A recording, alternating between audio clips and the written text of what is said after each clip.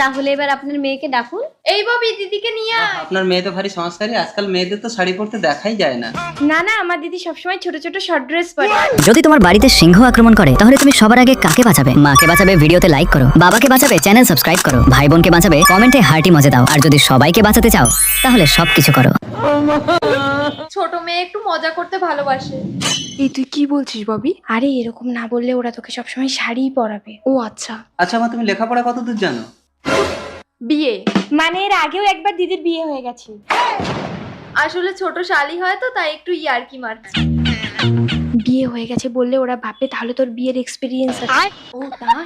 তা রান্না বান্না কিছু পারো? একে রান্না করতে দিলে ও কিন্তু আপনাদের ঘর জ্বালিয়ে দেবে। ববি ববি তুই চুপ করবি? ঠিক বলেছি, না হলে ওরা তোকে শুধু রান্নাই করাবে। তন্ময় চল, এই মেয়েকে বিয়ে করানো যাবে না। চল তন্ময়। দিদি প্লিজ বসু। না, আপনার ছোট মেয়েকে আমাদের পছন্দ হয়েছে, যদি হয় তো বলুন।